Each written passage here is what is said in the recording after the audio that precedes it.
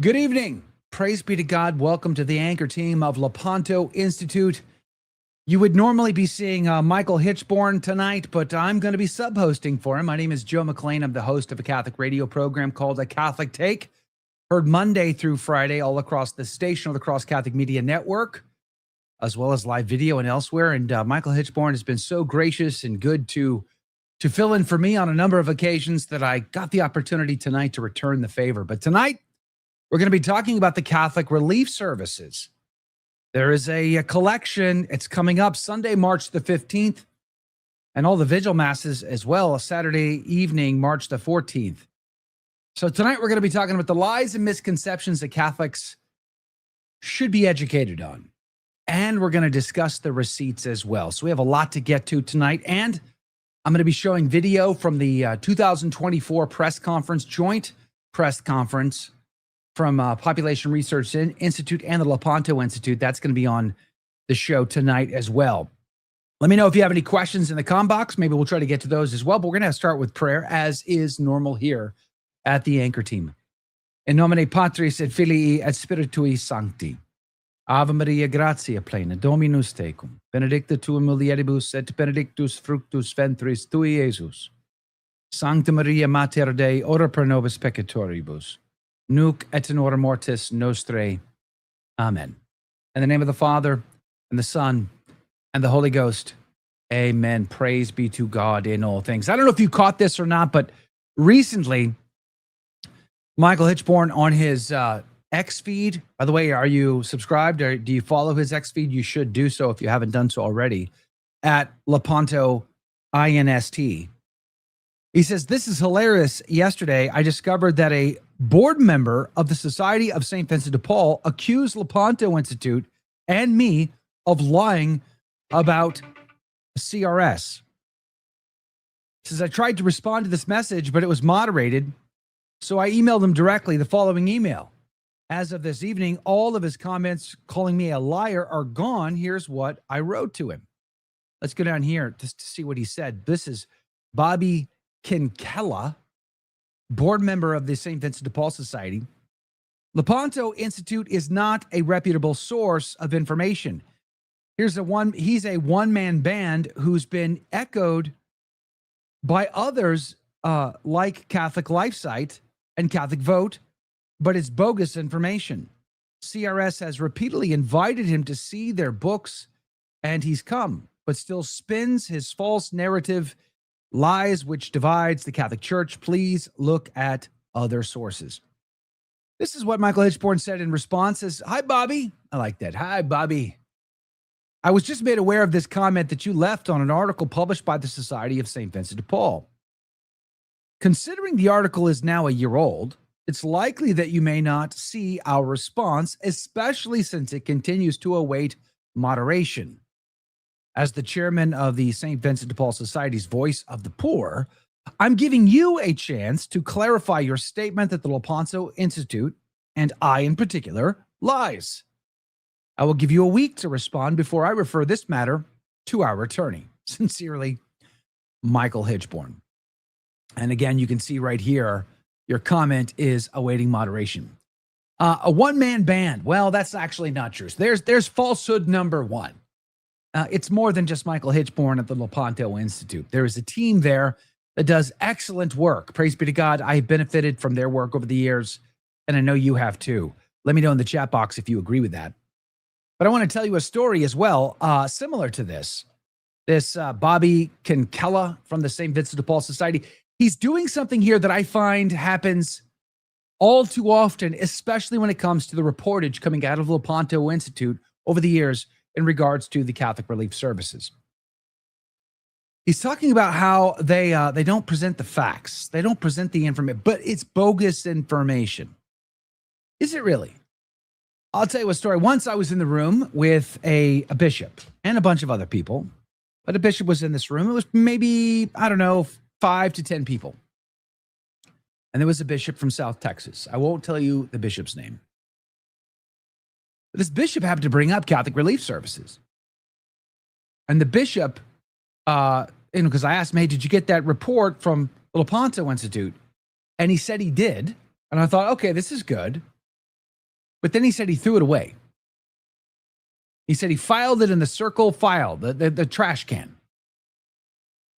Did you read it? Nope, never read it.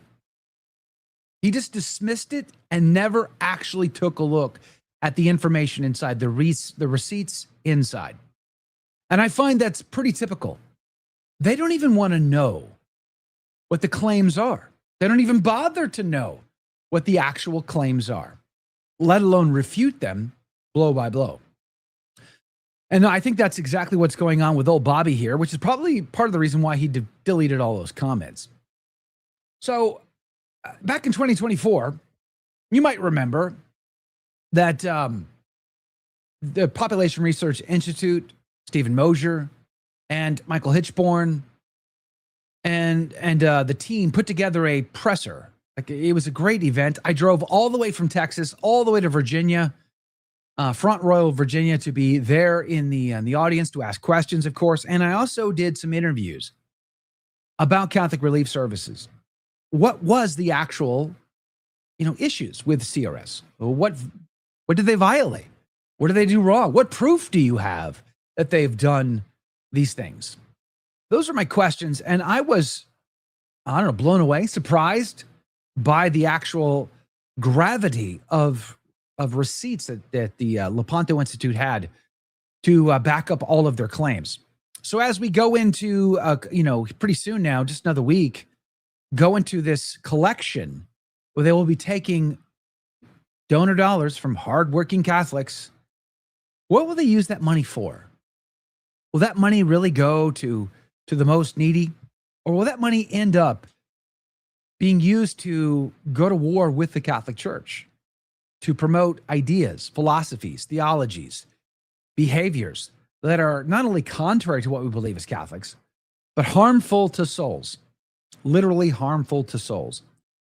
And especially now in this hyper, political era that we live in, where immigration becomes the biggest, talking point of the day, especially for the USCCB, I'm sure that's going to be part of the pitch, is give money because of immigration. So what I want to do for you is I want to get into the video and play some of this video for you this hour and let you see it and hear it for yourself. What are the issues? What's at stake? And why you should consider very carefully whether or not you should put money into that basket come March the 15th. And I guess the Saturday evening vigil masses of March the 14th. And perhaps maybe you could even share this video with someone else, maybe a Catholic who is not as informed as you are about the issues. So let's sit back, relax, and watch this video from the PRI and Lepanto Institute. We are here today to release the results of a year-long field investigation of Catholic Relief Services projects in 3 African countries. These countries are Cameroon, Zimbabwe, and Lesotho. And yes, I said year-long investigation, and it was an investigation that involved sending investigators to do on-the-ground research in these 3 countries of CRS projects. We do not take the questions that we are about to ask lightly, nor should we. These are questions that involve the health not just of bodies, but of souls. I'm talking about the souls of girls and young women aged from 10 to 24 years of age, who are the targets of certain USAID, PEPFAR-funded projects in Africa. That's USAID, the United States Agency for International Development, and PEPFAR, the President's Emergency Plan for AIDS Reduction. CRS has participated in these projects in various questionable ways. And Catholic Relief Services, according to your partnered report today, seems to be complicit in a variety of immorality, abortion, contraception, homosexuality, transgenderism. But the one that really piqued my curiosity, I hate to say it this way, was masturbation. And the reason why I think that is, and I would love to get your take on this, is you claim you want to stop the spread of AIDS. Okay, that's a good thing to want. Mm-hmm. Why teach masturbation? That doesn't seem to make any sense. It doesn't make any sense, except if you are in the business of encouraging young people to engage in any and all sexual activity. Pleasuring yourself, for example, masturbation, has nothing to do with stopping the spread of AIDS. But then condom promotion really doesn't either, because you see the Catholic Belief Services signed on to the idea that condoms are 98% effective. Well, that means that 2% of the time they fail. Now, if you're telling a couple, one of whom is HIV positive, that they're free to use condoms for the rest of their life, there are going to be multiple instances of failure over the course of a year's period of time. So instead of 98% success rate in preventing the spread of AIDS, each time you use it, you increase the probability that you get AIDS. So at the end of the day, you wind up in the same place as you would if you didn't use a condom at all. And that place is you have AIDS, you're HIV/AIDS positive, because condoms do fail. We know that in the case of condom use and among couples, perfect condom use results in 15% of the couples being pregnant at the end of the year. That's perfect use. Wow. And obviously, much use is imperfect. So encouraging masturbation, mutual masturbation, condom use, all of these things falls very, very short of what the Catholic Church teaches, which is to say that we are to be chaste before marriage and chaste within marriage. And that is the only fail-safe protection against HIV/AIDS in Africa or any other sexually transmitted disease. The research that we're talking about began actually in 2019, and it led to a series of reports that was published by the Lepanto Institute in 2020, showing that Catholic Relief Services had published a series of documents promoting condom use, ran an internet library that housed documents promoting abortion and contraception, created a health referral network in Cameroon and also in Nigeria that sent girls to abortion-minded contraception providers, and led the implementation of a PEPFAR initiative designed to increase the use of contraception called DREAMS. These reports went largely unnoticed in 2020 due to a series of chaotic events all over the world. So after discussing these reports with Steve Mosier and his team, we decided that what we found was serious enough that we had to send researchers to some of these project sites to find out what was really going on. So we sent a team of researchers to Cameroon, Zimbabwe, and Lesotho to look into CRS projects there.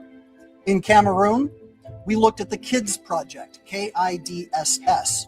In Zimbabwe, our investigative team looked into CRS's project called Pathways, which was responsible for the implementation of DREAMS. And in Lesotho, our investigators examined CRS's implementation of the DREAMS project there as well, and its involvement with another project called Karabo Ea Befolo. In your report, you detail how Catholic Relief Services chose these partners. They had options. Sure. So one of the things that I think that they would push back on, they're like, Michael, golly gee whiz, these are the only options, Michael. There's no other options, just these groups. These groups are the only ones operating in Africa who will help us get the funding. We need to do our part, and we're not responsible for their part. There's no other options, Michael. What's your problem?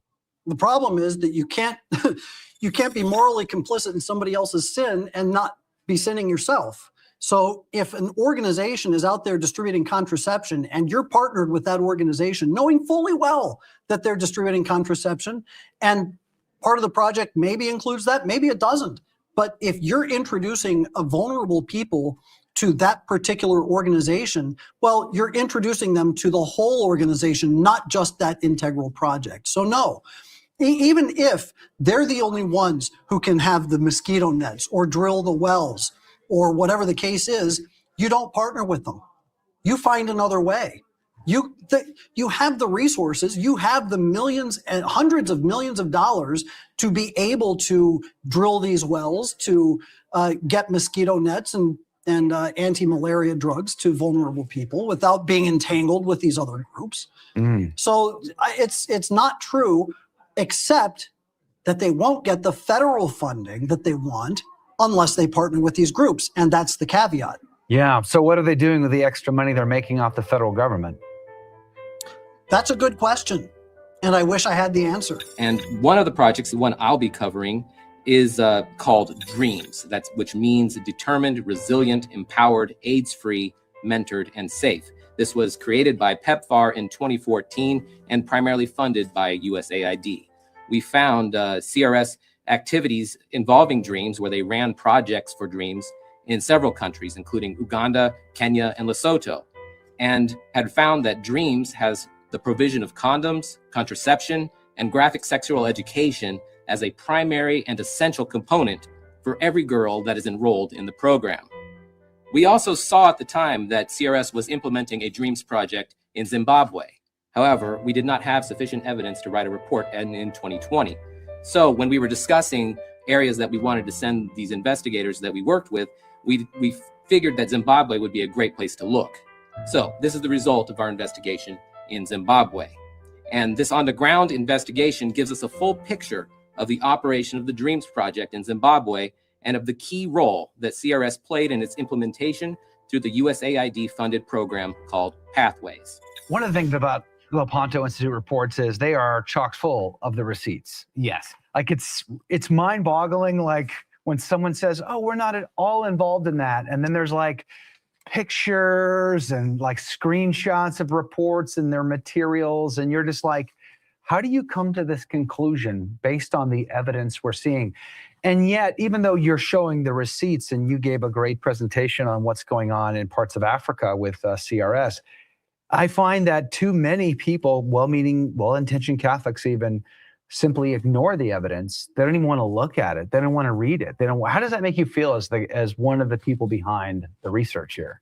It's pretty disappointing, to be honest. I mean, we put a lot of time and effort to make sure that these reports are as objective and accurate as possible. I mean, we've seen bad reporting in the past, and we know that, sometimes something will come out and it's just not precise, not accurate. Yeah. We pride ourselves on making sure that we examine only primary source materials, the actual websites of say, CRS in this instance, the documents that they put out through the government.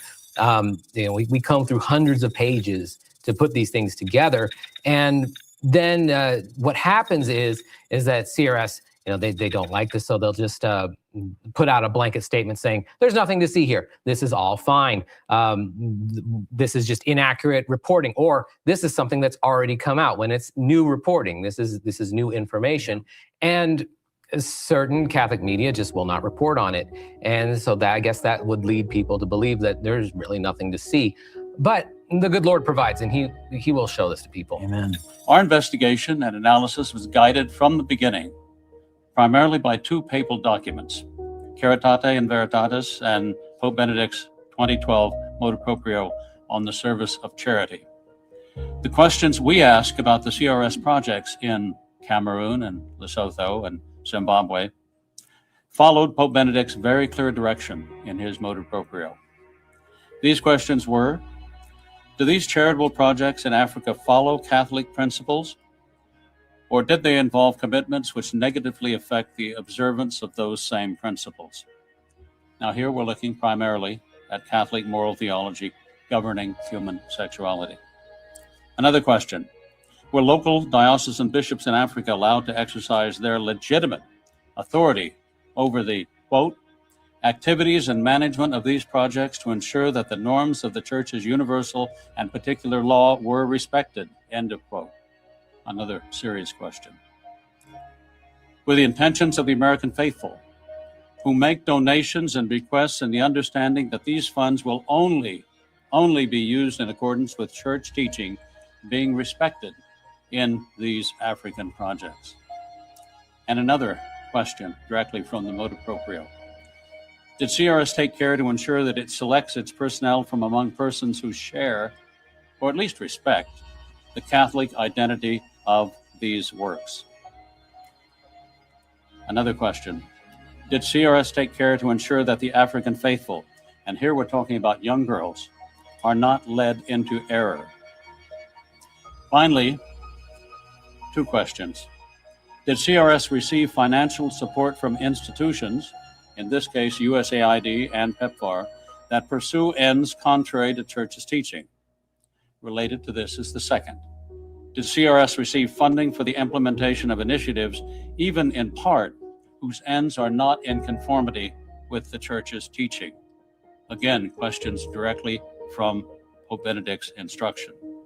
The answer to this last double question is quite obviously yes, and yes on both counts.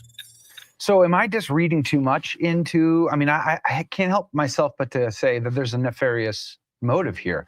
Because again, if you purport to say you want to stop the spread of AIDS, but you're then doing all these other activities, which you just clearly described, then I have to believe that they are trying to destroy this culture. Why would they want to do that? Oh, I think they have multiple reasons to want to destroy the African culture, which is very pro-life and very pro-family and recognizes the fundamental distinction between men and women. And those reasons include the desire of Western countries to export their own lifestyle, which we should call a death style, to relatively innocent and untouched corners of the world. It relies on the idea that we would be better off if the planet had fewer people rather than more people. These are all efforts to drive down the birth rate. It's clear that however well-intentioned the original plan to help people with AIDS in Africa was, it has gradually been transformed into just another USAID population control program. So they're going out and recruiting young girls into these projects to teach them not just how to use male and female condoms, which is bad enough. They're putting them on abortifacient contraceptives, long-acting contraceptive drugs, powerful steroid-based hormones with serious side effects, including IUDs, which cause early-term abortions, including Implanon, which is a contraceptive implant in the arm under the skin, which chemically sterilizes you for 2 years, and Depo-Provera, which is the injectable contraceptive, which sterilizes you for 3 months at a time. And they're doing these things to girls who may not be sexually active at all, or even if they are, they're doing it not to stop the spread of AIDS, because an IUD, Implanon, or a Depo-Provera doesn't stop the spread of AIDS. What it does is it prevents you from getting pregnant. And so the goal of these programs is to drive down the pregnancy rate and reduce population growth. Population control has been at the heart of USAID programs since the 1960s. Virtually every program of USAID now in the world has a population control component. You want to talk about feeding refugees in a refugee camp and building tents for them? Well, you've got to send in the contraceptives in the aid package that you hand out to each one of these refugees. They all get condoms, they all get birth control pills. And you would think that in the case of refugees, where some of them have lost children to war or famine or disease, they might want to have a child. And what does USAID say? They're refugees. They're not allowed to have children. Wow. That's a direct quote from one of the refugee programs that we got some years ago in Bosnia-Herzegovina. They're refugees. They can't have children. Our initial research from CRS-produced documents indicated that KIDS was involved in sexual and reproductive health programs for adolescent girls and young women. And before long, we discovered that the SRH component was a part of a health referral scheme created by CRS for the project. And what we discovered about the referral scheme was that CRS's handpicked several contraception providing organizations to send girls for sexual and reproductive health services, one of which was notorious and publicly advocating for the decriminalization of abortion. So the first thing that I want to show you, that our researchers got a copy of this manual. It's called What Do You Want to Be When You Grow? Okay, so you can see it right here. The acknowledgments page of the manual was developed for the Kids Project in the Kids in Cameroon project, and indicates the support of Dr. Leslie Chingang, who was CRS's deputy chief of party in Cameroon from 2014 to March of 2023. It also acknowledges the Kids team in the editing, review, and compilation of the manual. And 2 other individuals are specifically thanked for, quote, recommending use of this manual to Catholic Relief Services. And one thing that you'll notice is right here at the top is CRS's logo. You detailed quite a bit, I mean, extensive evidence in your document about, you know, the materials that they're passing up, the pamphlets that you've obtained copies from, the documents off their website, their logos being used in a lot of this stuff, and even a couple of pictures that I remember from the report as well. What about audio and video evidence? Do you have any like audio catching them red-handed in the midst of these programs? Our investigators went into these African areas, CRS offices, their partner offices. They met in the field. They met in office buildings, whatever. Mm-hmm. And they went in with audio equipment. They went in with camera And equipment. you have that? We do. And what are you going to do with it? Wait. Is it in a secret vault so that to be triggered to the press in When case CRS, you get suicidal all of a sudden? yeah, when CRS comes around and says, we talked to our people on the ground and they never said that. Okay, let's play that game. Let's play that game. CRS, I'm talking to you, CRS. Go ahead and say that and see what happens. Is there any hope that based on your report that we will see a big push from U.S. bishops in particular to either put pressure on CRS to stop their activities or to defund them altogether? There's always hope. You're the glass half full guy, I could tell. I'm the glass. But I'm a pessimist by trade. So what's the bottom line? What do you think, percentage-wise, ballpark it? What do you think the amount of bishops in the U.S. are going to pay attention to this? So you used the glass half full analogy. I look at it from a more practical standpoint. Were you filling the glass or were you pouring it out? And if we look at the trend, and I were to prognosticate what kind of response we'd get, I think we'd get a handful of bishops who might complain behind closed doors, and then the bigger bishops who have hands involved in what's going on in Rome would be the ones to squash them down. And there would be some sort of shuffling of the deck at CRS, and they would say, "Oh, we had a meeting and we discussed this, and we're going to make sure that everything has a firm Catholic identity, and there's not a problem anymore. Please give us money." Hey, we took care of that. What's next? World peace? A chart on page 50 specifically rules out abstinence-only education. So if you're part of the DREAMS program, you may not teach abstinence-only education. You must teach, if you teach abstinence, you have to teach it in conjunction with condom usage, which means CRS can't even fall back on that as a defense for its involvement in the project. One of the things our team on the ground in Zimbabwe discovered was the way the service package is layered in the DREAMS project.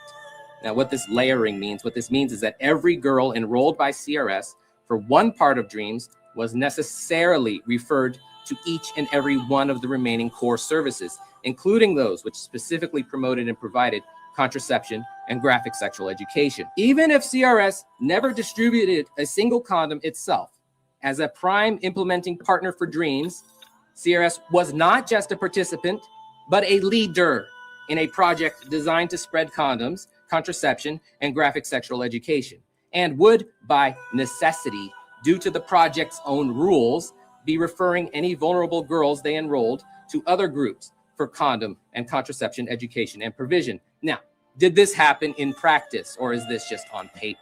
That's why we sent a team to find out. Because a lot of times when you're just researching these things and looking through project documents, this may not be the reality that happened on the ground, but may just be somehow reported. We've had CRS say this before, that things were just reported that didn't happen. So we had a team and they checked it out. So did this happen in practice? Yes. Our investigators met with CRS Zimbabwe's deputy chief of party. His name is Richard Savo. In the course of this interview, Mr. Savo confirmed to our investigators that DREAMS included sexual and reproductive health as part of its core package of interventions, and that CRS was required to refer girls to other implementing partners to receive these services. You shared some pretty disturbing things that was going on with CRS, the DREAMS program, and other programs. What was the most disturbing thing as a Catholic, as a husband, as a father? What was like the most like grotesque? Oh my heavens, I can't even fathom how any Catholic could be involved in this. Well, I think to me, watching the Facebook presentation that CRS itself put together when they were closing out their Pathways project, and seeing that the young woman come up and who had been in the DREAMS program, and imagining, okay, that could be one of my daughters coming up, and she came from difficult circumstances, from abuse, but then was further abused by this program and was taught about contraception and condoms, putting her soul in danger. Yeah. That is disturbing to me, thinking, okay, that could be any one of our daughters. You know, in a time of vulnerability, and this is a program for vulnerable young women, to be taught this sort of stuff by a Catholic institution. That is disturbing to me. Yeah, it surely is. Some of the material that the sign language, you didn't want to show it. Right. It's that disturbing. I mean, Yes. frankly, some of the displays that you did show were pretty disturbing. And we censored Even a lot you of censored those. those. It was still very hard to get through. So I imagine that when it comes to really difficult topics like this one, most Catholics don't want those images in their mind. They don't want these thoughts in their minds. So they're going to not review this material. What could we do? How do we change that? How do you, and maybe you can offer some advice on how would a Catholic begin to approach this without maybe scandalizing their own thoughts, their own mind? That's an important question. I would say start with the executive summary of the report. Well, start with those facts first. We've sanitized it as best we can, and this is not a report for children. My own children at home could not watch the press conference today because of some of the material involved. Yeah. We know that, I mean, it can be damaging to just look through all this stuff yourself. We've done our best to censor things as best we can. But if you're of a more sensitive mindset, stick with just the reporting on it and with the executive summary. You can get the facts there. And also the conclusions, and then maybe avoid some of the material in the middle if you're of a sensitive mindset. And I can totally understand this is not for everyone. Yeah. But heads of families should know what's going on. And those of you who are giving money to the church should know where your money is going. Yeah. So I would say start with the executive summary. Okay. How long is the final report? The final report is 120 pages. 120 pages. Yes. And you have all those examples in that report. That's correct. And that can be emailed, that can be shared? Yes, it can. We have the PDF copy on our website, and that is easily attached to any email. So PEPFAR is now a population control program, and the goals of these programs are defined in terms that mean we are trying to drive down the number of babies born to African women. When you hear the phrase vulnerable girls, you shouldn't think of that we're just talking about girls who are sexually active or who are prostitutes. The vulnerable population is defined in these programs as the poor. Well, in Zimbabwe, Cameroon, and Lesotho, most of the people are poor. So if you say poverty is an indication of vulnerability, you've included the entire population of these programs. These programs are targeted at the entire population, not just those susceptible to AIDS.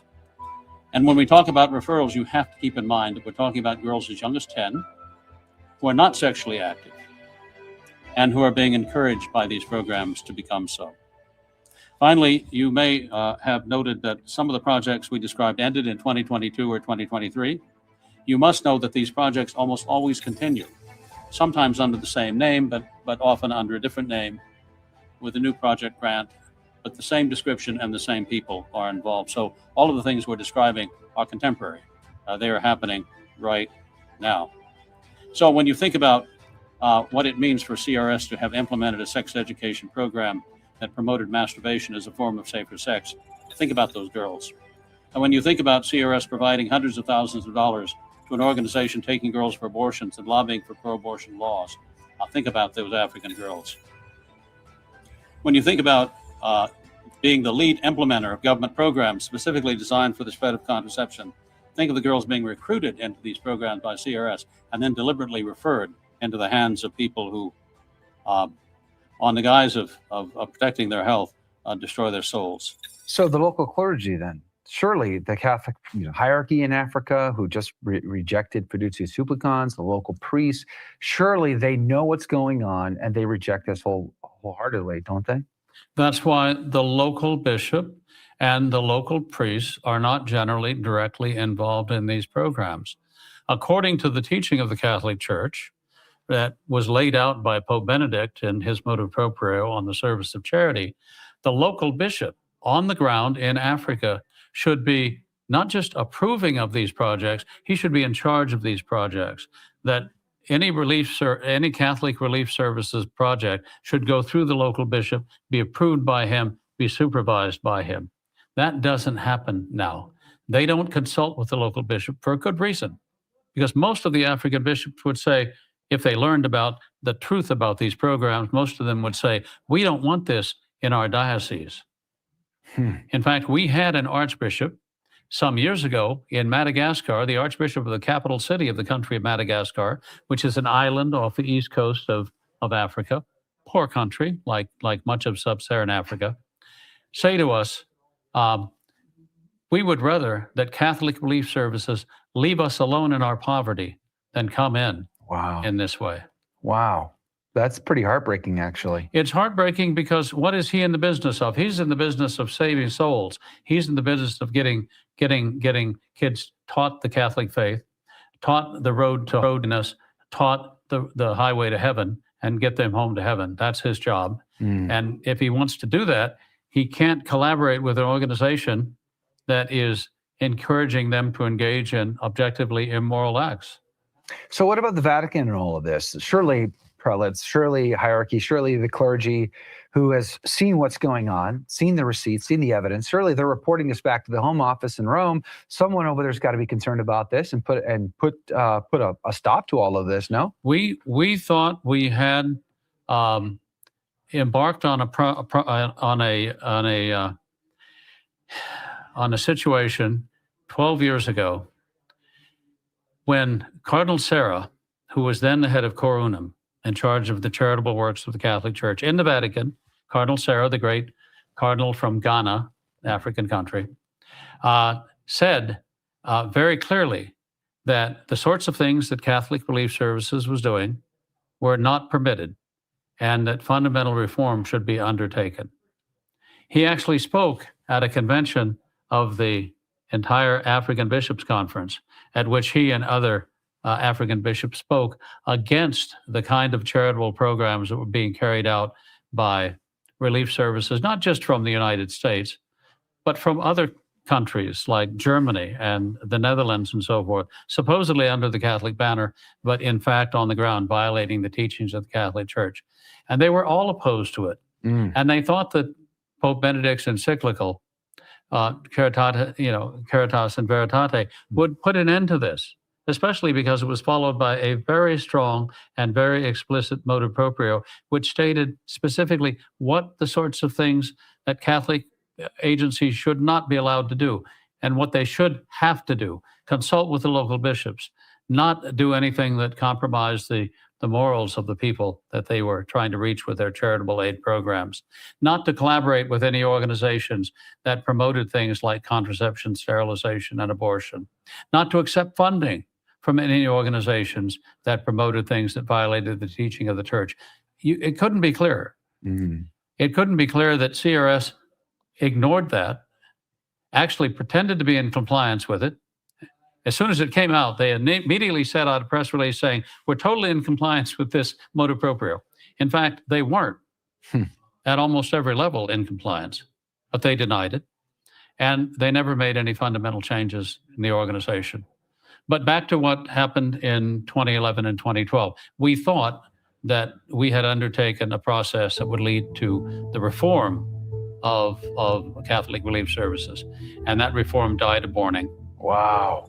In the field, Caritas Lesotho told our research team that as an implementing partner of the Four Children's Project and acting under CRS's direction, Caritas Lesotho participated in, quote, community service days with Dreams partner PSI, while participating in handing out condoms. As a side note, Population Services International was created by an international pornographer for the specific purpose of spreading contraception as a form of population reduction among the African population.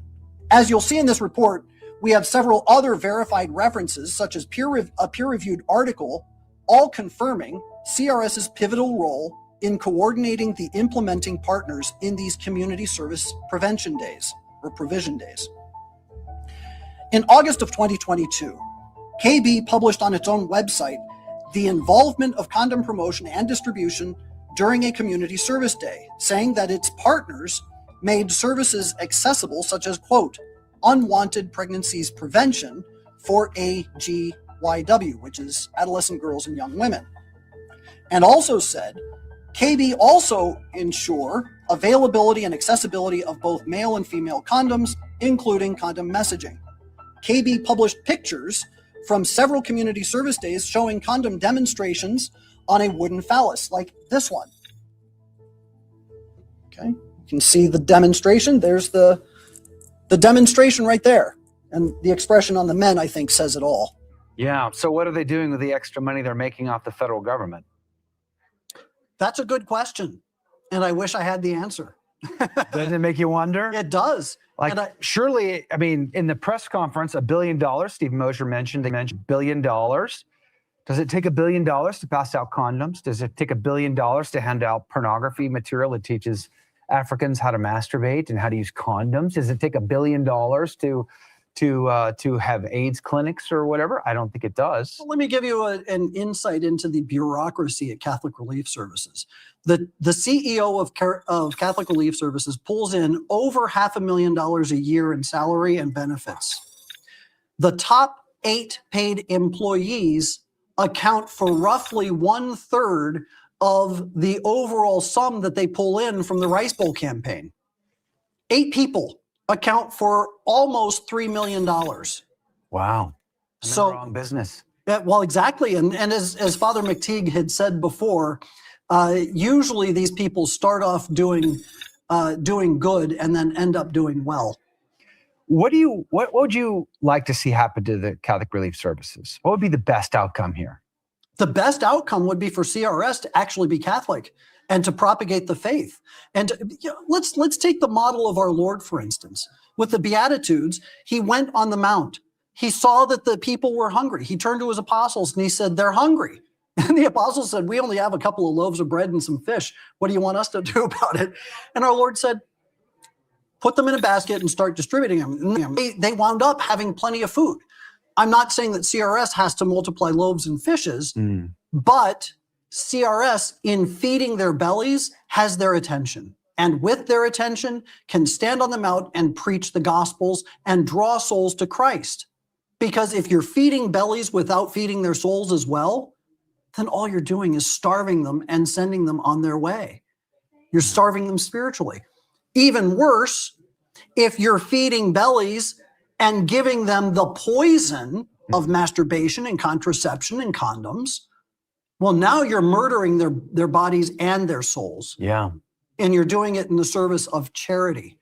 So this is the big problem. The best outcome would be for CRS to be completely extricated from government funding, from these private foundations like Bill and Melinda Gates, the Soros Fund, the Clinton Foundation. Yeah. Get rid of any entity that has as their goal the spread of contraception. Don't partner with them. Partner with others.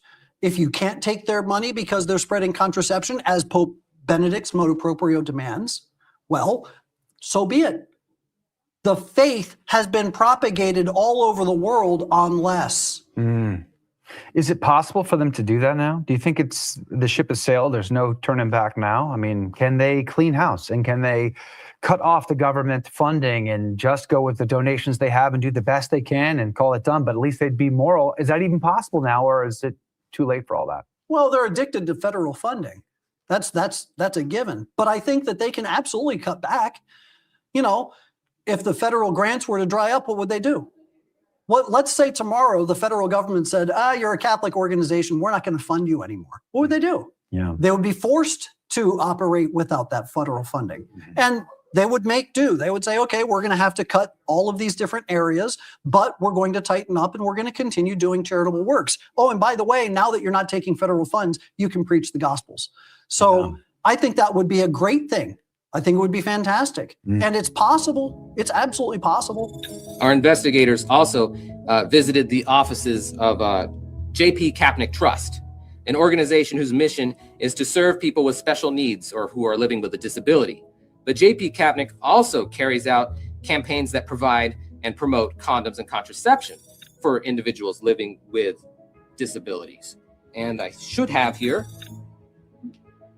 the This is something that we obtained by our investigators from J.P. Kapnick's office, which is a sign language book for sexual reproductive health for young people. It purports to be intended to protect youth by giving them the signs needed to describe something that's happened to them. And that makes sense. However, this goes well beyond that and gives graphic signs for perverse activities. And it also explicitly promotes condom usage and transgenderism. So yes, you can see slides from this in the full report.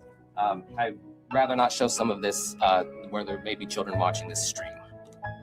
On page 2, CRS provided another chart showing source material for its HIV curriculum and sex education course modules. One of the sources is a curriculum called Go Girls. And on page 3 of this CRS document, it actually has a hyperlink to the Go Girls curriculum published by Johns Hopkins University. Not only does this curriculum heavily promote contraception, but it actually includes a pornographic step-by-step instruction on how to use a condom. And once again, I had to edit the images. You can see here, okay? It's a step-by-step, and it actually includes the sex act in this area here, which again, I censored because it was extremely graphic. You mentioned Cardinal Dolan making a phone call once. How did that go? And if Cardinal Dolan's advice doesn't get listened to, spoiler alert, then is it too late? Is the ship sailed and there's no turning back? Well, Cardinal Dolan was then the head of Catholic Relief Services. He was the chairman. And we had sent him our report on Madagascar. And we're talking about a 100-page report, the result of a couple of months on the ground of an investigator talking to people at all levels, from the Archbishop down to the local workers, who wore the CRS logo on their T-shirt as they were handing out condoms. So we had them dead to rights on this particular program, which was called Santé2Net. And we sent the information to Cardinal Dolan, and he called the Archbishop of the capital city and talked to him about this. And the Archbishop of the capital city had said that, that CRS, he had said to us, CRS really doesn't consult with us about their projects. They once came into my office and wanted to put up a CRS banner in my office. And he said, exact quote, I told them to get the hell out of my office. Wow. He said it would be better for them to leave us alone in our poverty than to come in and do what they do. Well, Cardinal Dolan called him, and we don't know the substance of that conversation because it was never released. But what CRS said was Cardinal Dolan called the Archbishop, and the Archbishop had no complaints to make. Well, we don't know if the Archbishop had any complaints to make or not because there wasn't transparency. We don't have a transcript of the call. But basically, CRS framed it as they got a pass from the Archbishop of the capital city when Cardinal Dolan called. Now, they did, when Cardinal Dolan stepped down, they brought in what I initially thought was an outsider. Dr. Carolyn Wu had been the dean of the business school at Notre Dame University. But when I looked into her history, I realized she had served on the board of directors of CRS for almost a decade. Oh, wow. So she wasn't an outsider at all. She was an insider who was brought in and, as events proved, continued the same things that had been going on before. So okay, the situation now is they do a clever carve out. There's a huge project funded by USAID PEPFAR, $10 million, $50 million, somewhere in between. CRS will carve out a portion that it says does not violate the teaching of the Catholic Church in sexual morality or anywhere else. The problem is, if it's one of the implementers of that program, it has to not only recruit girls into the program, it has to do referrals to the other organizations that do the abortion, sterilization, contraceptive aspects. So you're intimately involved in the whole process of recruiting the girls and sending them off to be, have the IUDs inserted or have the Depo-Provera shot given. That's bad enough. And if they're the prime implementer, then their complicity is even deeper, because if they're the prime implementer, they have to recruit the other partners And they recruit these organizations that do the contraception, sterilization, abortion promoting. And they also have to account for the funding, because as the prime implementer, the funding comes to them. Wow. And then they have to divvy it out to these other groups. So their hands are not clean.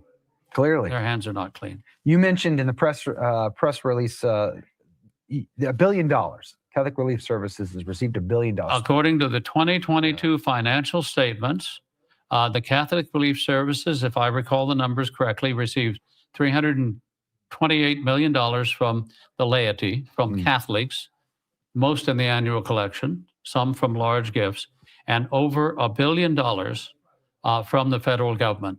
$1 billion and 17 million or something, Yeah. $1 billion and change. Billion and change. So three times. Does it take $1 billion to implement the programs that you have detailed in your report? And if it doesn't take $1 billion to do that, what do they do with the balance? So only about, this is typical of foreign aid, only about a third actually goes into the project itself. So 2/3 of every dollar is wasted.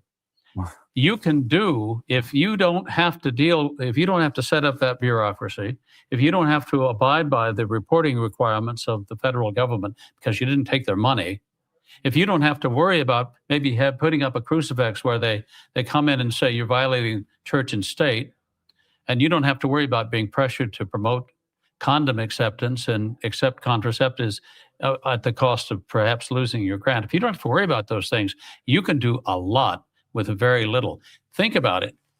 A few decades ago, a poor little nun, barely 5 feet tall, with a few pennies in her purse, went into the slums in Calcutta, in India, right?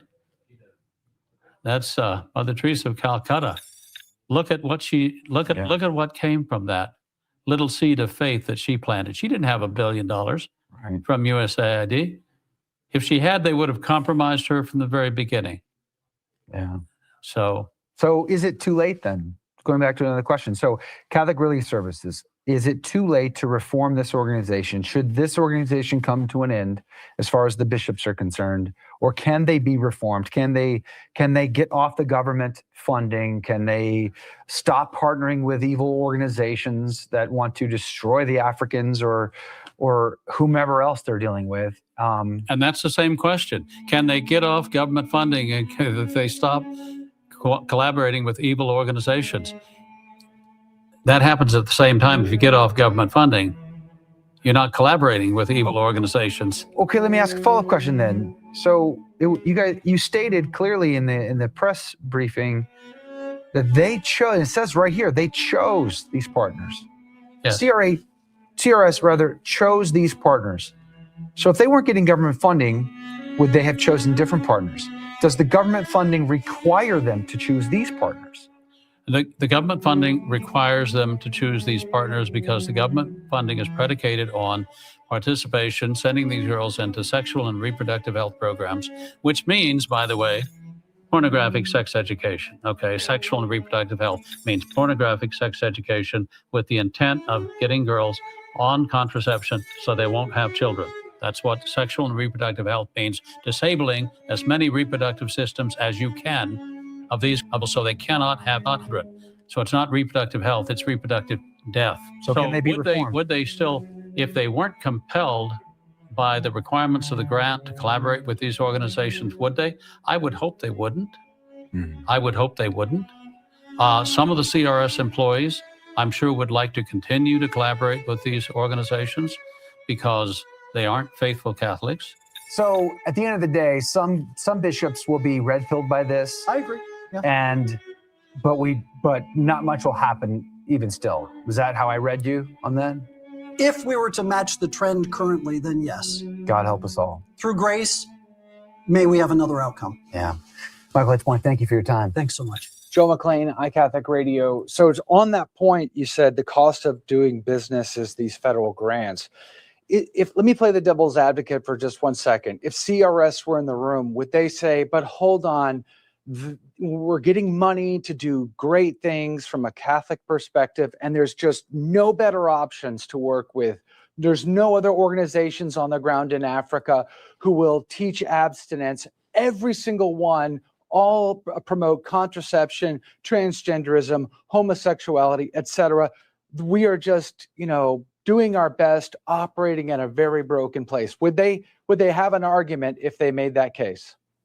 No, because there are charitable organizations operating in Africa right now that Michael Hitchborn and I are aware of that do good work, including good work in this area. So that objection does not work for CRS. And if you take a kind of position that the good we do outweighs the bad, and therefore on balance you should support our work because we're doing more good than evil, I think that argument fails under its own weight. You cannot, right, do good. You cannot do evil in the expectation that good will come of it. Michael, I have been in the room when a bishop has said, I will not read these reports because it's all slander, it's all lies. It's a great organization, CRS, and these people are only out to do harm for the church. How do you break through that? How do we get bishops to actually consider the receipts that you have demonstrated today? I would actually advise individual Catholics to try and get meetings with their bishops and say, look, Your Excellency, I would like to have a meeting with you to talk about finances. Don't say anything beyond that. And then sit down with our report showing the direct evidence. Okay, this is not hearsay. This is not something that we got from a third or fourth party. These are things that we got directly from CRS. These are interviews and materials that were collected from on-the-ground researchers meeting with CRS officials. So if the bishop is of goodwill, I believe that bishop will be able to look at that material and he will say, this is shocking and I didn't know. But it takes that one-on-one touch. The African bishops just, called the wild card on fiducia supplicans at the Vatican, saying we can't promote homosexuality there.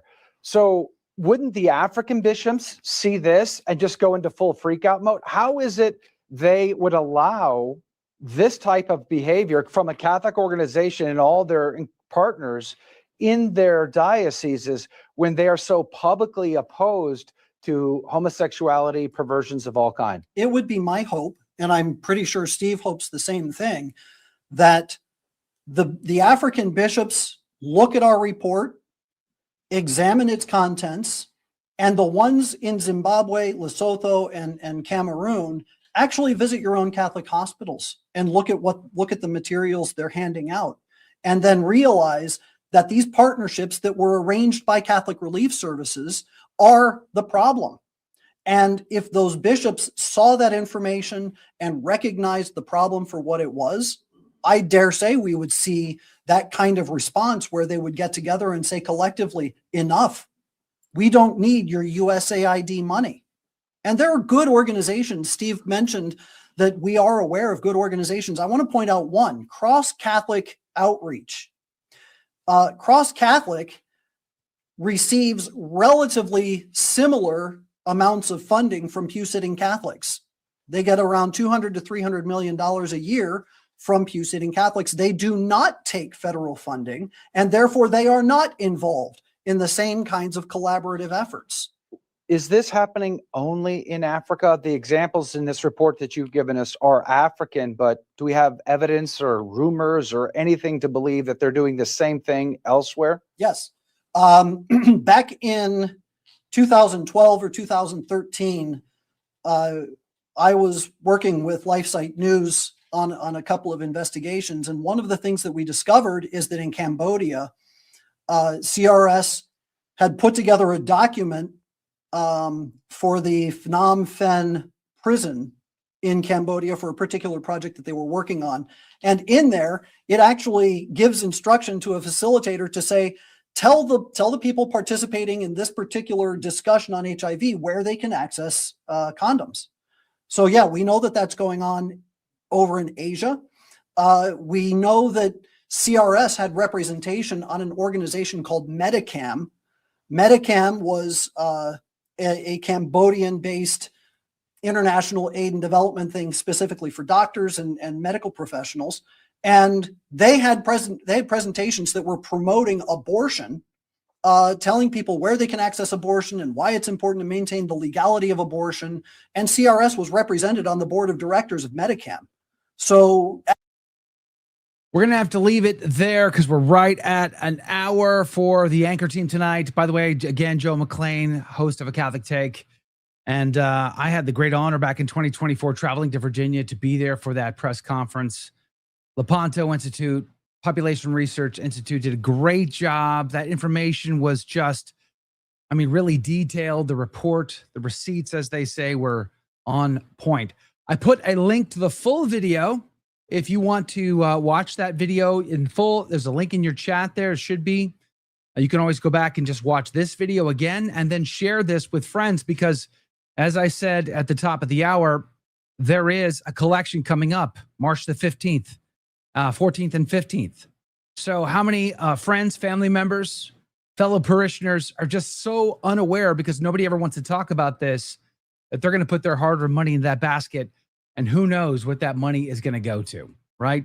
So share it widely and praise be to God for the great work at Lepanto Institute, Michael Hitchborn and Rob Gaspers and everyone who participates in trying to make this information more widely known. Praise be to God for it. So we're going to leave that there. I'm going to say good night, of course, and sign off. That's what we have for you tonight from the anchor team. Michael Hitchborn will be back next week with another live round with you. Let's pray. In nomine Patris et Filii et Spiritui Sancti. Ave Maria, gratia plena Dominus tecum. Benedicta tu in mulieribus et benedictus fructus ventris tui, Iesus. Sancta Maria, Mater Dei, ora pro nobis peccatoribus, nunc et in hora mortis nostrae. Amen. In nomine Patris et Filii et Spiritui Sancti. God bless you. God love you. And thanks for hanging out tonight. Have a great night.